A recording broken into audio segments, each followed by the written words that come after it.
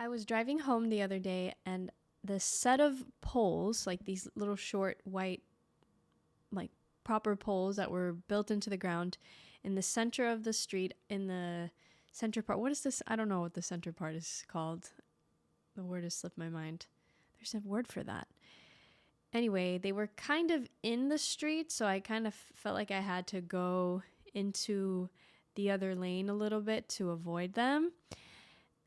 And I'm not sure exactly the purpose of these poles. They were just these white poles.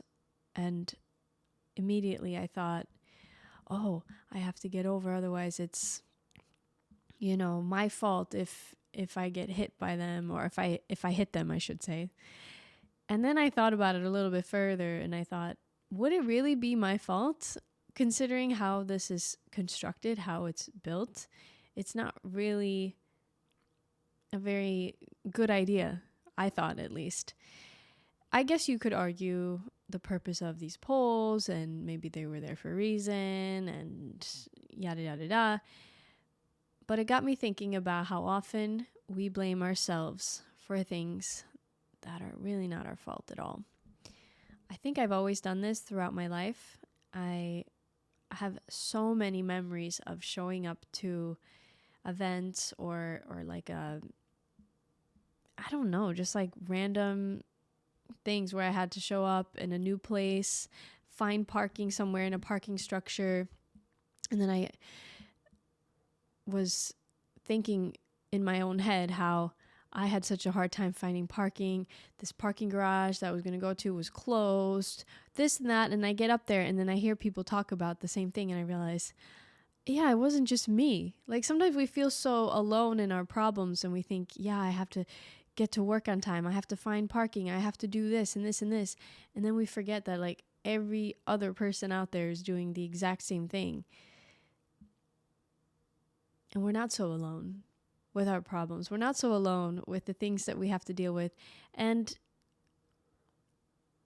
it's not so often our fault either when we go through things that are outside of our control, when things happen, and we oftentimes blame ourselves. Not everybody. This, of course, is a very general idea. I don't think everyone can relate to this. There are definitely people on the complete opposite end who blame everybody else and everything else and take no accountability. But I look at myself and I know that I'm someone who often has found myself to be the problem in a lot of situations. And it's kind of silly, isn't it? It's kind of silly that we treat ourselves that way for things outside of our control.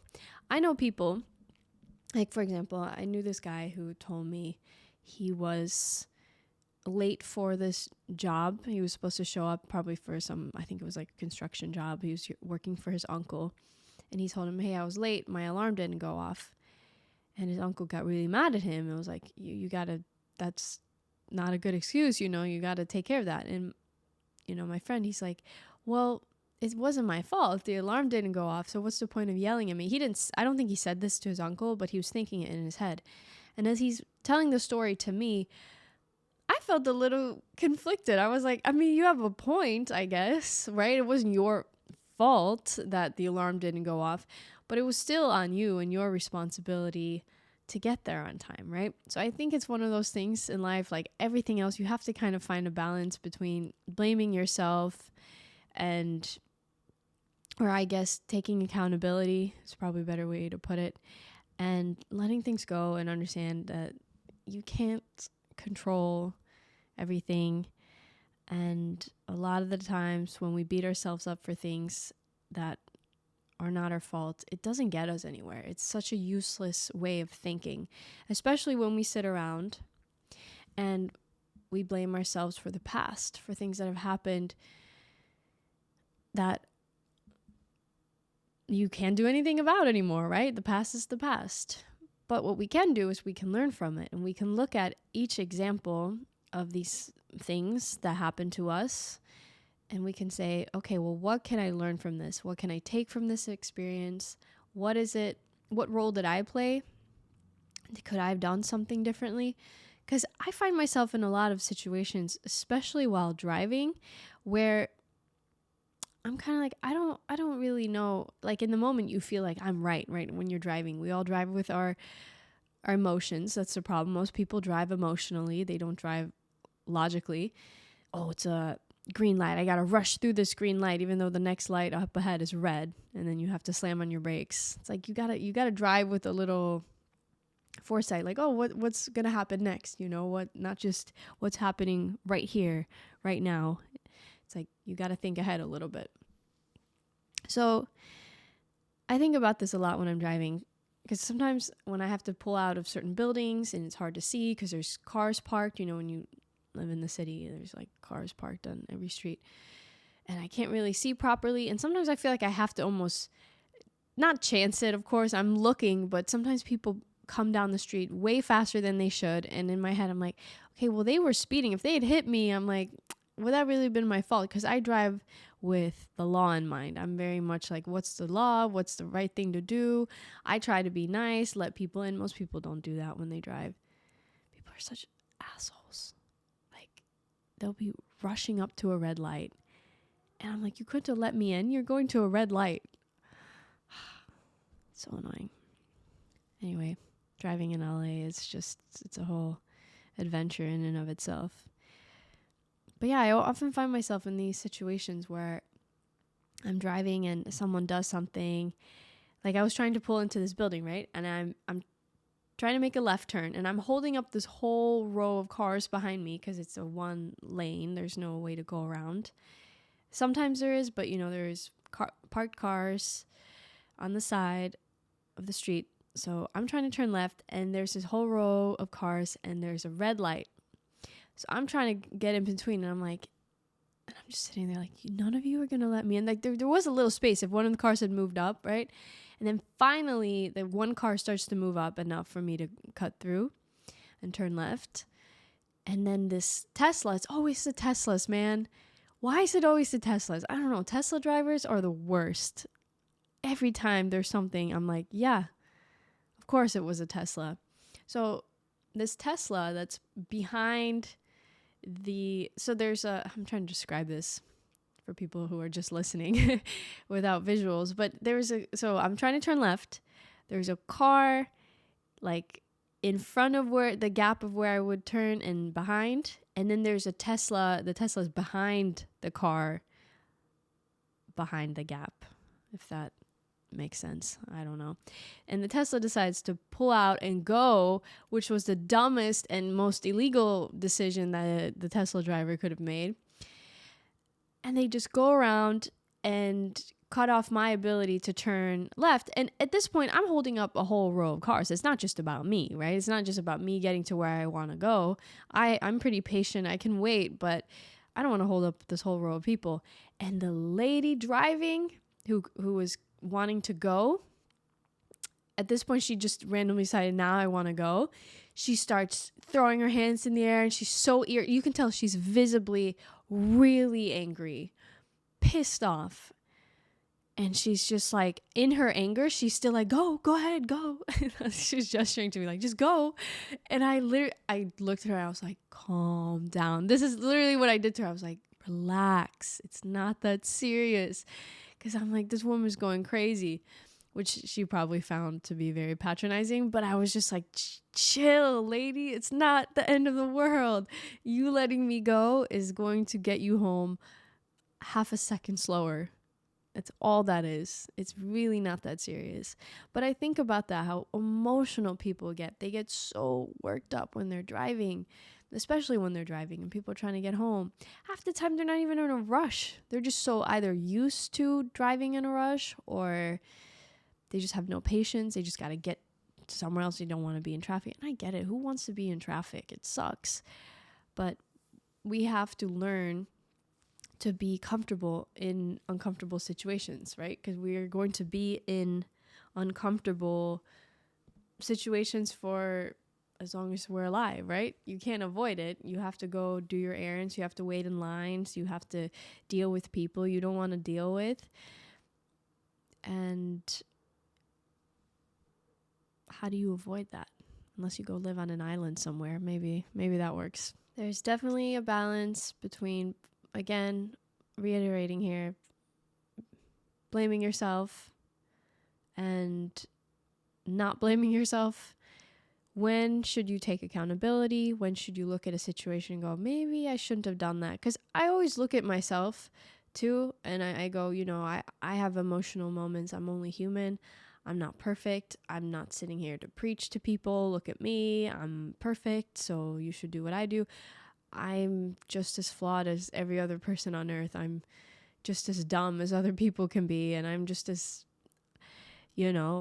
unaware as other people. So I just have this open mindset of trying to learn and better myself and figure out what works better and what could I have done differently in this situation when I was driving. Maybe I could have responded better or stayed calm or whatever I can do.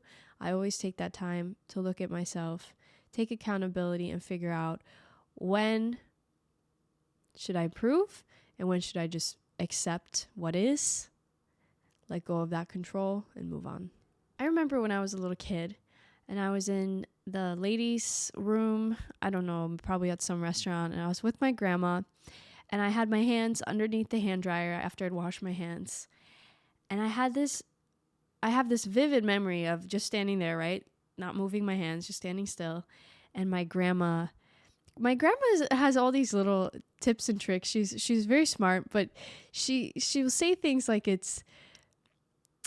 I don't even know how to describe it, but she would tell me things like in a passive voice, like she wasn't talking directly to me. She wouldn't be like, "Hey, do it like this." She'd be like, "This is how I do it," or "This is how it's done." I don't know how to describe it, but I just remember her being like, "Oh, this is why people take so long to dry their hands. You have to move your hands around and like rub them together so they dry faster." And she said it in like this, I don't want to say in an irritated way, but it was kind of like a half duh moment for her that, oh, people are so dumb, right? And it was kind of funny, but it also, as a little kid, I thought, all I could think in my mind, I'm like, that's so smart. I have never thought of that, because anytime I used a hand dryer, I would just stand there with my hands underneath waiting for them to dry, and then like rubbing the water, distributing it all over your hands and up your arms. It like dries them so much faster. And now every time I use a hand dryer, I always think about my grandma's comment. And now that I think about it, I think about how often we sit on these tricks and tips and hacks, whatever you want to call them, and we just think that they're obvious, right? We're like, oh, this is so stupid. Why doesn't anyone else do this? This is so obvious, right? So stupid that they don't know. It's like, well, no, how would they know if nobody showed them or told them about it? And a lot of us operate that way, right? We're in this mindset of, this is my perspective, this is my experience in life, and I have all this knowledge and wisdom and skills and everything that I've acquired over my lifetime, and I know it, right? It's obvious to you, but it's not obvious if someone else hasn't lived the same experience. They haven't acquired the same skills as you have.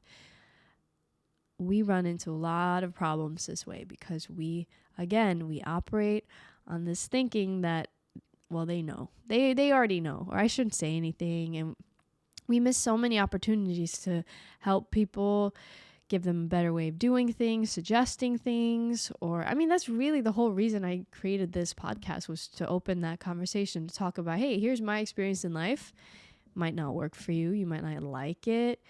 It might be dumb to you, whatever. I don't know. But maybe some people might go, oh, you know what? I actually kind of like what she said here. This kind of helps me out. And I learn from other people too. And I think that's what life is about. It's about sharing all the little things that you learned, or you can hoard them for yourself and never tell a living soul. That's okay too, I guess. But I think it's so much cooler when we can share our experiences. And some of them we've kind of just discovered on our own. Some of them our grandmas taught us, or whatever. It might be something super small, right? Like how to dry your hands on a hand dryer is quite an insignificant thing. It's not like a life-changing hack, but it's a little thing that helps speed up the process. So why not? I think communication is a big problem for people because, well, we communicate with this idea that, well, they must know what I'm saying, right? I know what I'm saying, so they must know what I'm saying. I was talking to my teacher last night. I wrapped up my last day of school for my second term. I'm in acting school. And we were just chatting. I was thanking him for everything he's taught me over the term and really appreciating all the help. And he was asking if I was a full-time student, and I told him, no, I'm not. I have to work and do other things to keep myself alive. But he said, keep working. Or he said something like, oh, keep working. I said, yeah, you got to pay the bills. So I made some kind of comment about working. And he's like, no, I meant keep working as an actor. Keep up your good work. And something as simple as that, it came to mind right then and there. I was like, how often do we have those kind of miscommunications? I mean, I'm sure you have that kind of miscommunication every day. It's such a small little thing, but it happens, right? Because you're thinking one thing, and sometimes it's because one of the people or one of you wasn't being clear or specific enough. I just had that with my Uber delivery the other day, because you know how you have to give, it's kind of like a new thing if you have them meet you at your door, meet you at your door. Yeah. I don't know why that sounded weird. And you have to provide them with a PIN, which is kind of nice, right? Because I've been given the wrong order so many times. And I can't tell you how mad I am when I get chicken or something. I don't eat meat. And I'm starving and I want to eat. And I'm like, man, I didn't even get the right food. So the PIN is kind of nice. But sometimes I'm just too lazy. I don't want to go meet them at the door. I'm like, hey, just leave it at the door. And I'll give them the PIN. But my mistake was I wrote the code. I was like, here's the code. You can leave it at my front door. So they put the code in for to get buzzed into the building. And I was like, oh no. And I realized I kind of messed up because I should have said PIN and not code. And I wasn't clear, even though in my mind I was like, wait, I already had the door code or whatever, the call box code written out in the message or the little instructions thing. But anyway, I digress. That happens all the time, right? We run into these little miscommunications, and sometimes they're more than little miscommunications. Sometimes they turn into big fights. There's a lot of problems all over the world because of miscommunications. I'm sure wars have been created over miscommunication. I mean, honestly, like, think about how simple it is to create a big problem just because you weren't on the same page. You thought you were. It's so important that we are clear, and again, that we can take accountability. Like for me, when I texted the girl, I said, I'm sorry, I should have said code. I wasn't clear. I apologize for that. I apologized to her because I was like, yeah, that's on me. I should have been clear. And we live and we learn, right? Be clear about what you mean and everything. Sometimes, again, it's not that important. It's not that big of a deal. You just correct it in the moment. Like my acting teacher saying work, he meant work as an actor. And I was like, oh, okay, I got you. So, yeah, it happens all the time. We're human. So, again, can't beat ourselves up for stuff. Kind of tying everything together now, I guess, that I talked about. It's just useless. Living in the past and dwelling on things, and where does it get you? It doesn't help you grow. It doesn't help the future or the present. Just look at it from a analytical point of view. What can I actually learn from this? Most people don't do that, and that's why I think it's really important to do that.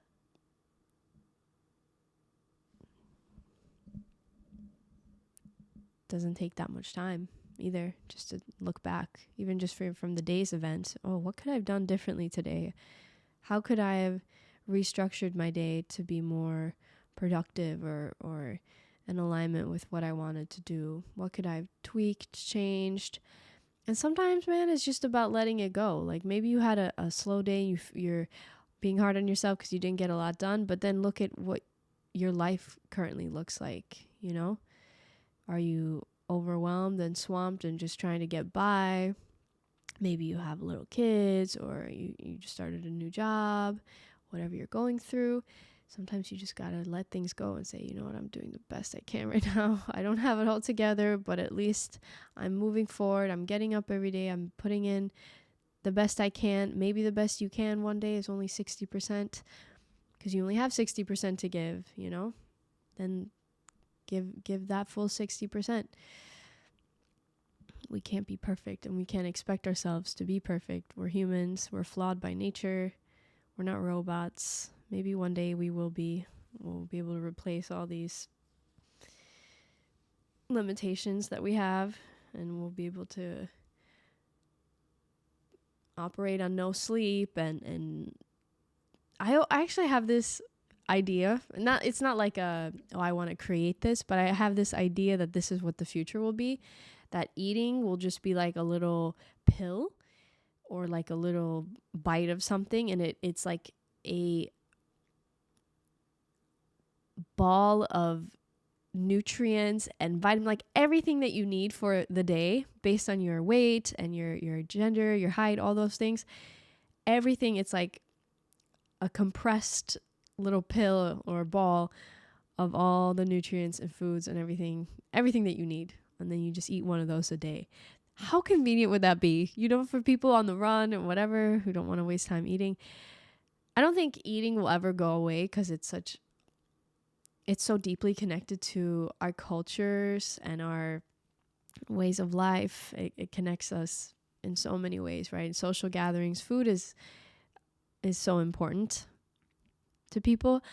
But I still think there's a future where there's going to be a little like pill or something like that you just take that every day, and you supplied your body with all the nutrients and vitamins and everything that you could possibly need. That'd be kind of cool. That's my prediction for the future, at least. Who knows? It's cool to be part of this adventure that is life, to evolve and to grow. And isn't it great? We put all this work in to improve ourselves and get better and make money and take care of our health, and then we die. It's fantastic. What a ride. Anyway, I didn't mean to end this on such a sad note. It's about the journey. That's the point. It's about the journey. It's not about the destinations. The destination, like they say, it's about the journey. And that's the key to life, right? Enjoy the process. Find a way to enjoy the process if you don't already enjoy it. Stop being so hard on yourself. Let go of what you cannot control and analyze your not so great moments and say, what could I have done differently? How could I have responded better? Maybe I need to work on my communication and be clear. Maybe I need to take some accountability when I misspoke or caused a problem. Maybe I need to stop blaming myself for, my driving when there's a pole in the way or something that isn't my fault. That was a silly example. I don't know why that, for some reason, triggered that type of thinking for me, or reminded me of how often I blame myself. It just did. Sometimes our brains are weird like that. I'm like blanking on other examples, but I feel like it happens so often to me where I'll be in a situation and I'll like blame myself for it. And then I'm like, wait a minute, this isn't like my fault. This isn't, I didn't do this. Your car breaks down in the middle of the street because recently I kind of had that happen, and I drive a newer car. I purposely got a new car, like it's a 2021 I think model, so it's pretty new still. And I got it because I know nothing about cars. I'm not a car person, so I was like, I want something new and reliable, because I have friends who drive old cars and their brakes will go out, the AC, the this, the that, and there's dropping thousands of dollars in repairs. And I was like, I don't want to do all that. So I got this new car. It's been great. I've had it for like 3.5 years now. And the other day, or a couple weeks ago, it just wouldn't start. And I was at the library, parked illegally. That was probably my karma, because I was in a spot. There was no parking spaces, to be fair. So I had to stay in this like red zone that you're not supposed to be in. And I was like, wow, that was my instant karma. Car wouldn't start. Had to drop $400 on a new car battery. Crazy. Why did I bring that up? Yeah, I guess because it's not my fault. Maybe some people would say because I, paid the price for not being parked in the right spot. But again, not really my fault that my car didn't want to start and I had to replace the car battery, right? Can't blame ourselves for that. Take care of yourself. Do your best. Do the best with what you got and let go of the rest. We'll talk soon.